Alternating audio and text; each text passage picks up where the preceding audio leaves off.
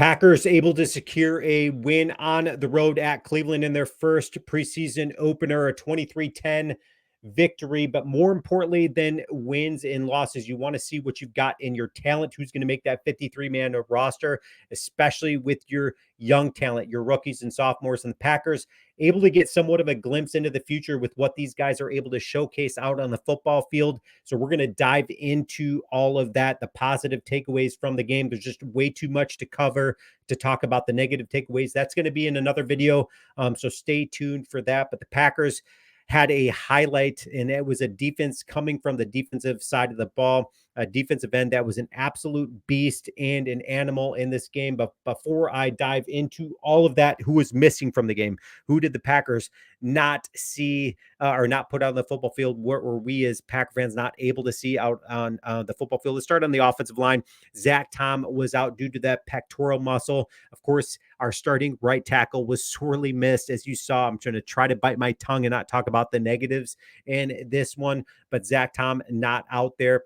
Our starting, of course, projected starting right guard and Jordan Morgan, our first round pick out of Arizona. Really want to see what this dude can showcase out on the football field. He was not out there. Of course, we expected that, but expect to see him in this next preseason game. Of course, if he stays healthy or if he gets healthy.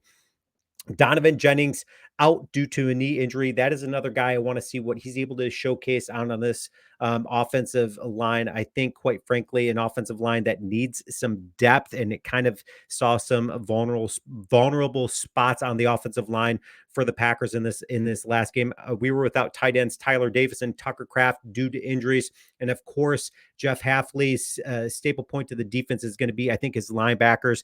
And we were without Edrin Cooper and Tyron Hooper, two draft picks that the Packers, I think have high expectations for. Edrin Cooper is a guy that I cannot wait to see out there on the football field. I think he's going to be hopefully starting alongside Quay Walker out there. And of course, we were without Carrington Valentine. Carrington Valentine, again, trying to bid for a spot on the, starting next to Jair Alexander, who is also missing due to a personal matter, not an injury, but a personal matter. So let's jump into the positive takeaways from the Packers. And we're going to start with Jordan Love. Of course, Jordan Love signed that massive contract. A lot of people out there thought it was a little bit premature to throw so much money at Jordan Love, but Jordan Love kind of showing why the Packers did that. He looked cool, calm, and collective. Of course, it's just preseason, but his footwork looks super good. You can tell he's been working on that. And again, the calmness in the pocket when it starts collapsing on him. He had a very nice throw. He connected with Dontavian Wicks, but he was overall 2 for 2, 63 yards and a touchdown. He was every bit what you wanted to see in him. So he looked super good. And then let's talk about Dontavian Wicks. He was able to connect with Dontavian Wicks on that 65-yard touchdown pass. But Dontavian Wicks seemed to be a favorite target of Jordan Love last season. And again, he might be one of his favorite targets, this season. He certainly looks like a dude that can create separation. We saw that last year. We saw that on that one play already this year in preseason. So Dontavian Wicks, is he going to rise to the top to be that number one receiver for the Packers? They're still kind of looking for that number one guy out there.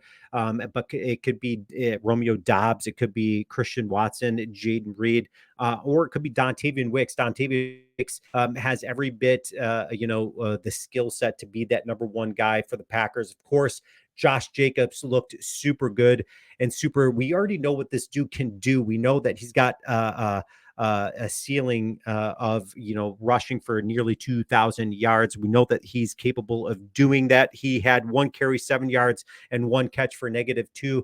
And I think the Packers are going to use this dude in the passing game, especially on checkdowns. But Josh Jacobs, I think, is going to play a huge role, of course, in the Packers' success this year. Emmanuel Wilson, though, he's one of those guys that is just one of those preseason guys that just this dude is a preseason gamer. Last year, he looked so good. You could almost bank that this dude was going to have a breakout run or two every game. And he kind of showed that this last game.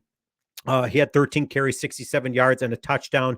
Again, Emmanuel Wilson, looking to make the 53-man roster, and he looked really good. He really did. Emmanuel Wilson out there, just running his heart out, trying to get on the 53-man roster. But who's that defensive end for the Packers that just was an absolute animal and beast? Of course, it is second-year guy out of Iowa, Lucas Van Ness, six total tackles, six total tackles, three for loss. Okay, so two of them happened to be on the run game. One of them was a sack, of course, a quarterback hit in that. But again, he showed that he can get into the backfield in a hurry. And this dude is showing why we took him as early as we did. Lucas Van Ness, I expect some big things from this dude. Of course, he's going to be the third option behind Preston Smith and Rashawn Gary, two guys out there that we know can what they can do. So Lucas Van Ness is going to see considerable amount of playing time, but the Packers are just absolutely loaded on the ends when we start talking about just you got to fit this guy into the game, and he showcased why he needs to be into the game. Devontae Wyatt out of Georgia. And this dude, I expect a lot of big things from this year as well, especially under Jeff Hafley's system. And you kind of saw why he was able to just get into the backfield in a hurry. And he is so quick. And he assisted Lucas Van Ness on his sack with that just because he causes disruption. He causes chaos by getting into the backfield into a hurry. And he's going to be one of those guys that capitalizes on Jeff Hafley's defensive schemes. I cannot wait to see Devontae Wyatt this year. Rookie Evan Williams, safety. We desperately need some safety help from last season, and we got that in Xavier McKinney, and then you got that in Evan Williams, and then Javon Bullard. The Packers are just, I think, loaded at safety, and Evan Williams kind of showed, that he is just super good. He is a ball hawk. He's got such great instinct for the ball. He had six total tackles, six solo tackles. He stripped the ball, causing a fumble. But this dude looks every bit the part that you want him to look in a rookie. Of course, he's looking to start next to Xavier McKinney as well. But currently, the starter in the game was Javon Bullard. He looked good too. Honestly, if you watch him throughout the game, I thought Bullard looked super good. Three tackles, two of them were solo, and he had nearly had an interception. Javon Bullard is going to be one of those guys that just is all over the place. I think he's going to be a ball hawk as well. Speaking of ball hawks out there, the Packers last pick in the draft, Kalen King. This is one of those guys that could be the steal in the draft. Of course, it's too early to start labeling it the steal in the draft, but Kalen King, just with his great instincts out there, he was able to showcase what he can do as well. And I thought he looked super good too. Two solo tackles in the game. But when we start talking about the other positives in this game, you have to mention the kicking game. Of course, Packers went 3 for 3 in the kicking game, but Packers are trying to see, okay, who do we start for our starting kicker? Who do we keep on the roster? Is it going to be Anders Carlson, or is it going to be Greg Joseph? Anders Carlson went 2 for 2, 46 and 33 yards, as well as an extra point. Greg Joseph, who's also trying to unset Carlson, it says right here, made his only kick at 35 yards through 13 practices. Joseph was 46 of 53, and Carlson was 43 of 53. But here's what I saw in the game, and I want you guys to leave your comments. I saw Anders Carlson barely make 2 field goals, which then gave me PTSD from last season, and Greg Joseph's was right down the center. So I'm not all in on Anders Carlson yet. He looked too close for comfort for me, and it looked just so reminiscent of last season of him missing just big kicks in big moments for the Packers. Leave your comments. Who do you think is going to make the roster for who's going to be our kicker this year? It's going to be Greg. It's going to be Anders Carlson. And as always, go Pack, go.